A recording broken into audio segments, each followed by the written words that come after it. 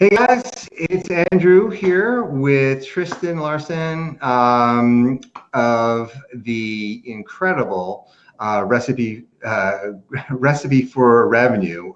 This man's an amazing, got incredible stuff. Like he's got an agency that basically is a hospitality growth agency. He manages over, I guess, 60 some odd brands, helping local restaurants get customer attention to their things. He grows revenue. I mean, stats that I've read from him is telling 10 to 20% every 90 to 120 days, which is amazing.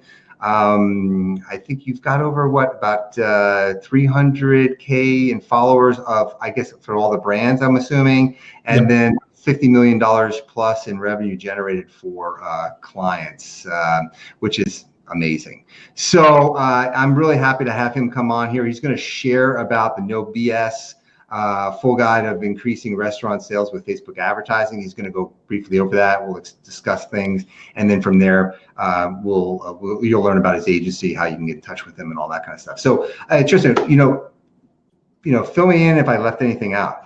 I think you got it, Andrew. I appreciate it. That's a great introduction. Cool. Awesome.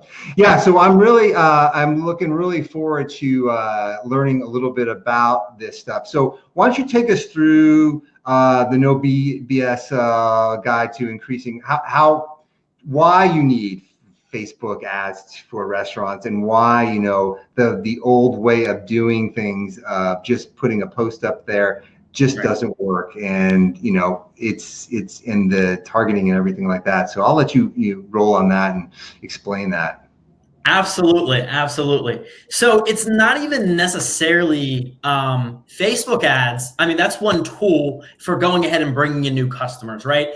But at the end of the day, kind of what restaurateurs need to know, kind of what you guys need to know is that when it comes to bringing in new customers, there's a huge difference between posting on social media and managing social media and using it to bring in new customers.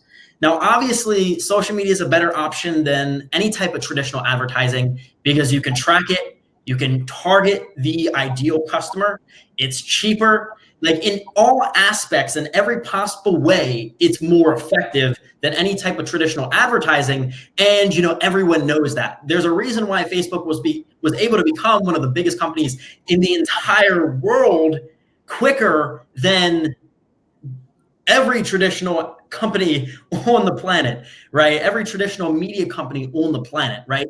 It only started doing advertising in 2008, and now it's one of the biggest companies in the entire world, the top 5 biggest companies, because of the effectiveness of its advertising. Otherwise, people wouldn't spend money on Facebook the way they do, right? So with that being said, here's kind of what restaurateurs need to know. It's not about the social media. It's not about the platform that you use. However, some platforms are better than other platforms. It's about really knowing marketing and really knowing how to bring in a customer. So there are 4 different steps that you have to follow in order to turn a stranger into a paying guest, right? So number 1 is attention. That is step 1. You have to get their attention. What I see a lot of times restaurateurs do is they'll go ahead and start posting on social media to a cold audience, meaning people who've never heard of them before, as if they already knew about them, right? So when you're marketing to someone who's never heard of you before, you need to market them differently than someone who already knows about you, right? So when you first start posting on social media to an audience that knows nothing about you, you need to treat them as if they are a stranger who needs to learn about your business. Teach them about your chef, teach them about the owner, teach them about what the actual location looks like, teach them about the interior, teach them about the actual food you serve, what's on your menu, why are you different, what's your brand story, right? Introduce them to your brand, get them to know you, like you, and trust you, right? Then after you do that, then you're gonna wanna remarket the same customers, and you're gonna wanna engage them. Step 2 to turning a stranger into a paying customer is getting them to engage with your brand, right? If you don't get them to engage with your brand, then they're not going to have, your brand implanted in their brain. Because what you're doing when you get them to engage, you are getting them to go ahead and, you're capturing their mind share. So that's step 2. On Facebook, you can run an ad called an engagement ad, right? And that's perfect for step 2, engagement. And then step 3 is you want to get someone to subscribe to your brand, meaning follow along with your journey. You don't see a Jeep on the road one time and decide to buy a Jeep. You see a Jeep, you sit in a Jeep, you touch the leather of the Jeep, you leave, you see him driving down the road, your friend buys a Jeep, and then you decide to buy a Jeep, right? Same thing with a restaurant. They need to be on your email list or on your chatbot list, and they need to follow along with your journey and continuously see you, right? On social media, you can follow a brand, right? So that's why social media is better than traditional advertising, is you can follow along with the journey of a brand, but you can't do that with traditional advertising. You see an ad one time and then it's gone unless you keep paying every single month. And then the last thing is, the last step after subscribe is convert, right? What are you doing to incentivize a customer to come into your business? Most of the time, people think that means a coupon. Oftentimes, what that actually means is, how are you incentivizing them? Are you showcasing a specific menu item? What do you do on Tuesdays? Taco Tuesday, Wine Wednesday? That gives people an excuse to come in your business if you name different days, different things. That's an example of a strategy to convert someone into a customer, right? So those are the 4 steps. Facebook just happens to be the best tool, most cost-effective tool to do that, because you can target the person you're missing in the marketplace. One restaurant owner I was talking to, his name is Santos. He owns a restaurant called Don Tequila. He was missing out on the white crowd, right? That just happens to be who is missing out on the immediate neighborhood, which just, mostly Hispanics. And he wanted to go ahead and bring in that customer base so you can target them with Facebook. He was missing out on college students. So you know what he decided to do? We decided to go ahead and target the college down the street and give an offer specifically to college students, because on Facebook, you can target people by college. So that's just why Facebook is the best tool to go ahead and implement those 4 strategies, which you need to turn a stranger into a paying customer, and you need to do it in that order in order for it to work every single time. Right. So do you find when you're doing that, so for a restaurant, I mean, they're running their day-to-day kind of stuff. So they've got employees, they've got food, they've got all this stuff. It's very hard I find, when I've talked to restaurants, that they can even understand this conceptually. So what is their option? I mean, other than them posting, is it, what should be their number one channel that they would focus in on? With Facebook, is it Instagram? I mean, they get so many different converting things. Right.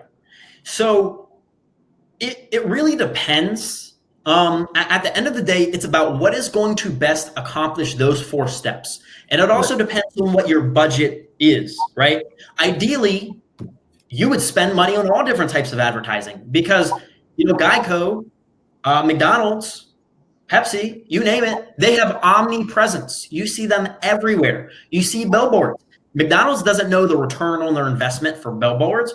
All they know is if they put themselves everywhere and people are constantly thinking about them and constantly seeing them, they're going to bring in a new customer. So you kind of have to pick and choose what you're going to go ahead and use. So in the case of a restaurant, because most restaurants have a budget, the average, restaurant owner spends anywhere from 3 to 5% on their advertising budget, right? So they have a relatively small budget, especially if they're doing under $1 million in sales.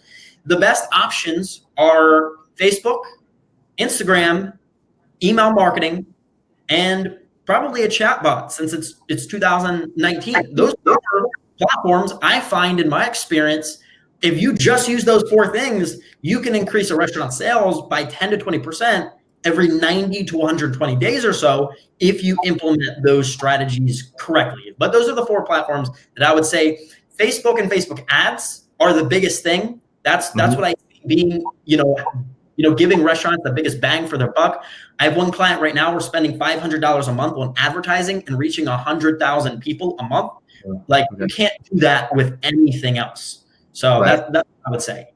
So would you tell people, if restaurateurs are like saying using newspaper or direct mail type of thing, would you tell them to cut back on that and just sort of focus in on these other sort of mediums, just because a better bang for your buck?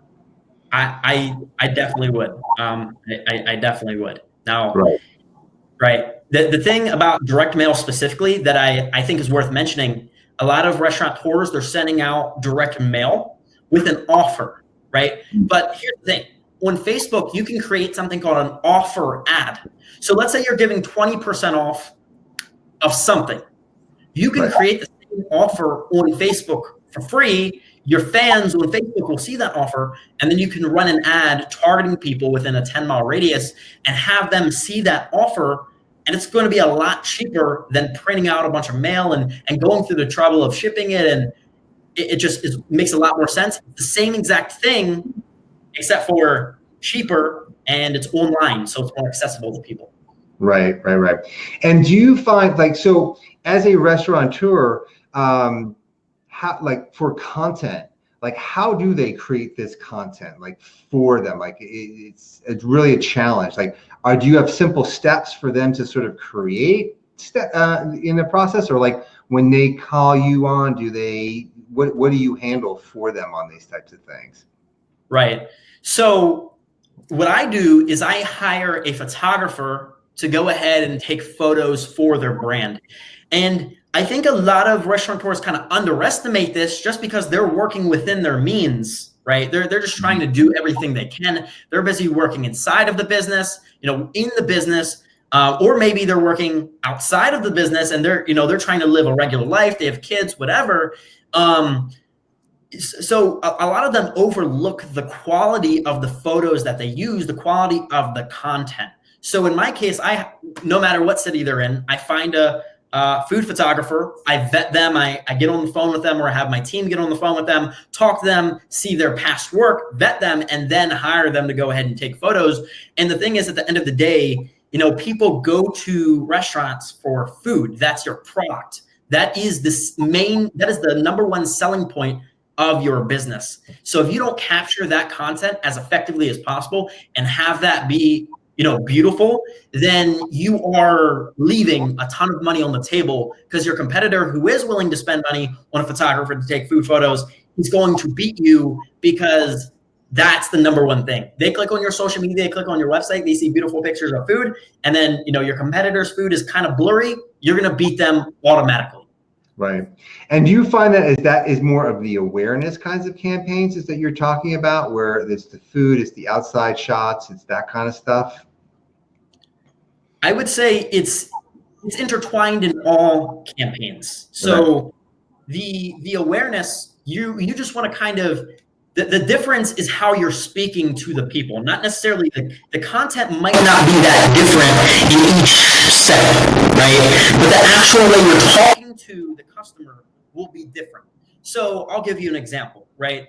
If you are marketing towards someone who's never heard of you before, you might want to go ahead and describe why a specific menu item is great. You might want to go ahead and talk about the ingredients in the menu item, and you might talk about how the chef cooks it, and you might want to talk about the origin of the specific menu item, right?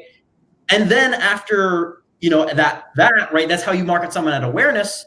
Engage, you could literally use the same photo and you could say, rate our plating 1 out of 10, or rate this dish 1 out of 10. Now you're asking for engagement. You could use the same photo. The way you're talking to them is just different in each step. Does that make sense? Yeah, totally. And then you're saying, like, on the 4 tools to use, in terms of Messenger, have you seen a great increase in restaurants using this to drive sales, to get engagement, compared to their email? It is a 90% open rate right now. Right. Email, industry average on an email, it depends what industry it is, but it's like 15, 20%. Right. Email is still great if you know how to do email the right way. However, chatbot or messenger, people open a messenger, and I don't necessarily see that many people actually using it. When I work with my clients, we go ahead and we use it because we know the competition isn't using it, but it's not that, widely used.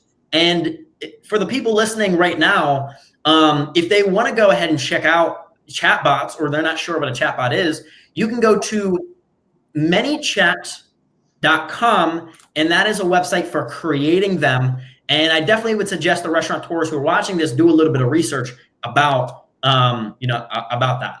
Yeah, because we have with Jumper, that's what we offer as well. Right. Like MiniJet has got that piece, and then Right. with Jumper, since it's integrated with say the restaurant menus and things like that, Right. you're using that for thing, and so it's it's an interesting thing. So in terms of users using the chatbots, I mean, depending on the demographic, I mean, the younger, like the college, some Right. people don't use Facebook Messenger, right?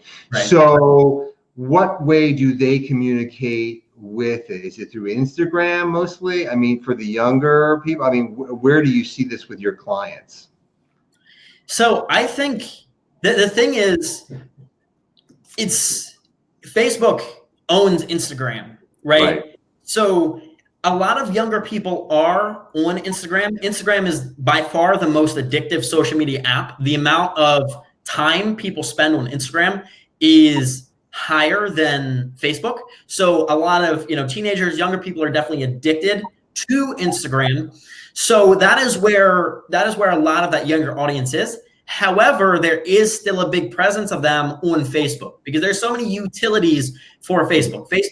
There's so many things you can do with it, whether it's the marketplace feature, whether you want to post an item up on the marketplace and sell your stuff on Facebook, whether it's you want to play games on Facebook. There's so many things you can do there. But those two platforms, I would say probably Instagram is where more of the younger people are, but there's still a great presence of them on Facebook at the same time.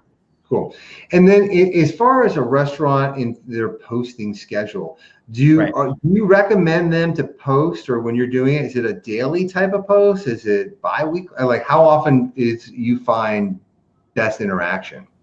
Definitely. It depends on the platform. Facebook, it is by far every single day, sometimes twice, sometimes 3 times a day. And I know that sounds crazy, or most people don't have time to be able to do that, but that is just simply what's most effective, right? Sure. Is being able to do that.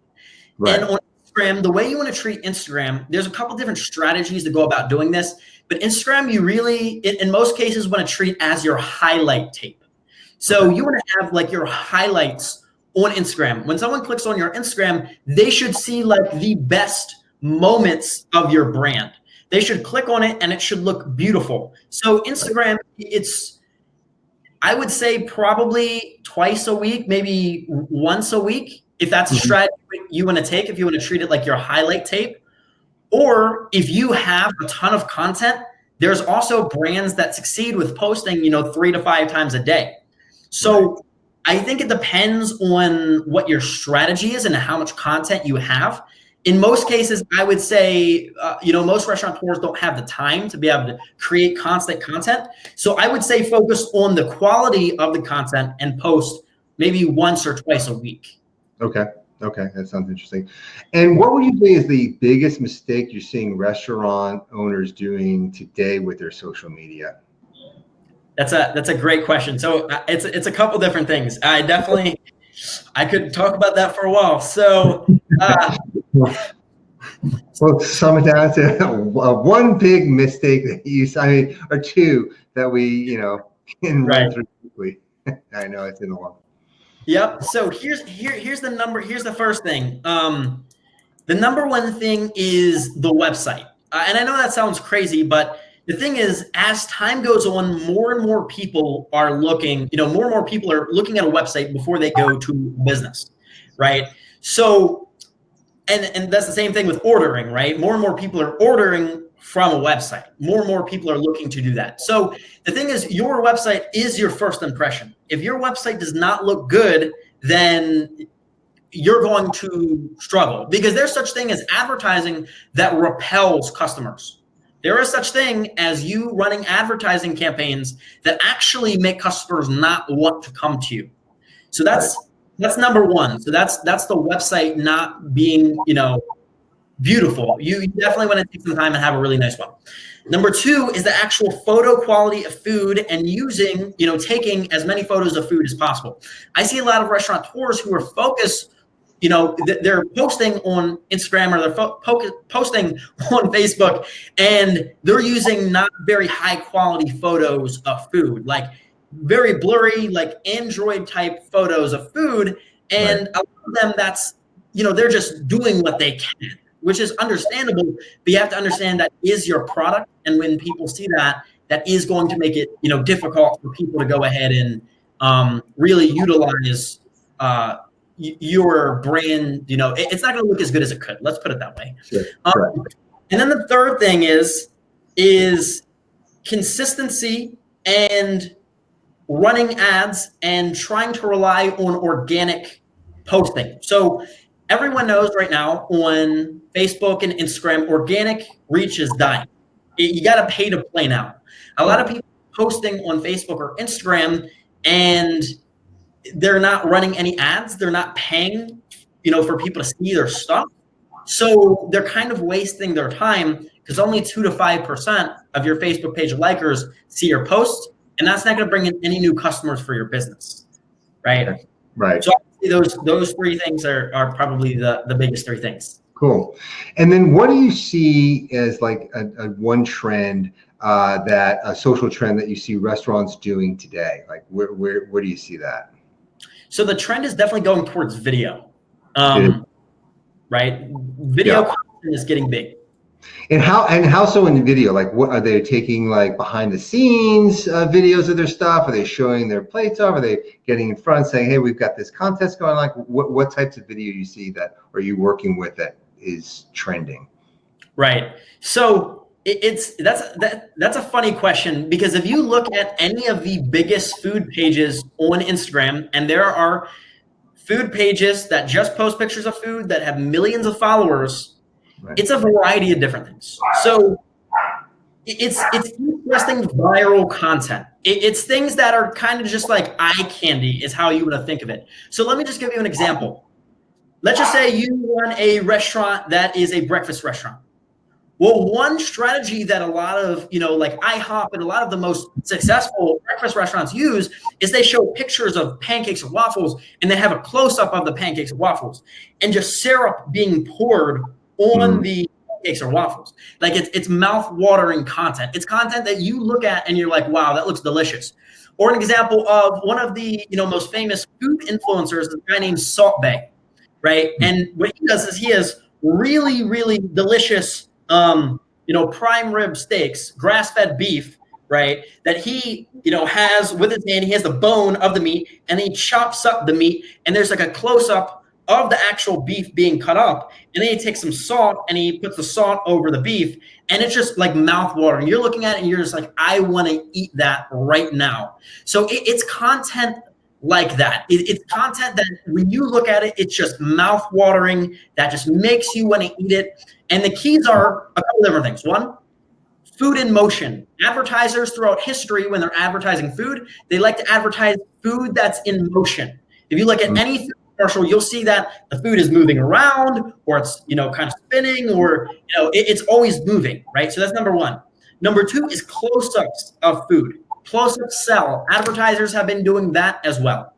And then number three is, in addition to food in motion, is kind of showing the food being like broken apart, being cut, or having, syrup being poured on waffles, or having a condiment poured on it. For some reason, I can't tell you why, the most successful advertising campaigns have included that type of stuff. That just happens to sell food. I can't tell you exactly why, but right. Well, that's awesome. And this is killer information, killer stuff. So tell me tell the audience a little bit about Recipe for Revenue and how what your services offer and things like that. If our restaurateurs want to get in touch with you, and how you can help them grow their sales. Absolutely. So here's kind of our philosophy. Now, I don't sell and I don't pitch when I talk to a restaurateur. I think of myself as kind of like a doctor, right? I schedule a meeting with a restaurateur, and we have a conversation. I learn about their business, and by the time I'm done learning about their business, everything I possibly can about it, I will decide whether or not they are someone that I feel like I can help. Now, I take a look and I do a lot of research before I start working with someone, and I figure out where the gaps are and where we can easily increase revenue. And when I do that, I figured out a couple different ways. There's a couple different ways to grow a business, right? Number one is bringing more customers in the door. I look at, okay, what's currently happening and what could we do to either spend less money and get more results, or spend a little bit more money and get exponential results to bring in new customers. That's number one. Number two is I look at the business and I figure out how can we bring in new repeat customers and increase the frequency of repeat customers. Because if you can change the amount of times a restaurant customer comes in from 4 to 5, you increase your revenue by 25% with that one simple thing, right? And then number three, you can increase revenue by going ahead and doing things like selling and increasing the average ticket. The average restaurant customer spends $12 every time they go to a restaurant. The average lifetime value of a restaurant customer is $6,620. So if I can go ahead and increase that 12 or that 20 or whatever it is to 25, 26, or maybe even 30 and have that be the average ticket, then you can increase the revenue significantly that way as well. So those are the three things that I go ahead and do. Like I said, I sit down with a restaurateur, I learn about their business, and then by the end of our conversation, I kind of figure out whether I can help them or not. And then if I can help them, they can kind of decide if the solution I come up with, which is completely customized to them, is exactly what they want for their business. If they can see it working for them and getting them where they want to be. So if they're currently at $100,000 a month, they want to get to $150,000 a month, and the solution I present to them is the solution they think that would help them get there, then sweet, we'll work together. So that's kind of how. Awesome. That is awesome. So let me ask you, if people want to get in touch with you, what's the best way to get a hold of you? So number one, you can follow me on Instagram at SUITED @suited, and you can direct message me. It's @suited. I wear a suit every single day. That's why that's my Instagram name. Number two is you can email me at Tristan@recipe4revenue.com. Shoot me a quick email introduction, and then we can schedule time to have a conversation. And then number three, if we can, I can give you a Calendly link. I'm not sure how this works, Andrew, and they can actually book a time on the Calendly link. Sure. Yeah, we'll include all that in our post when we do that stuff, so they'll be able to get in touch with you on that stuff. But yeah, amazing stuff. Guys, if you are looking for any of this type of stuff, restaurateurs looking to grow your business, it's definitely what you need to do. Without advertising, you're pretty much dead in the water. And with the type of targeting and things like this, and building that mailing list and everything like that, it totally will get you. It will totally get you into that way that you can kind of grow your business. So it's awesome. So look up Tristen on this stuff. We'll include everything in our links in the show notes with this stuff on that. And I do appreciate you coming in, giving up some of your time for sharing this value on that. And I look forward to chatting with you again. Sounds like a plan. Thanks so much, Andrew. I appreciate it. Thanks for watching, guys. Thanks so much. Stay rare. All right. See you. Bye.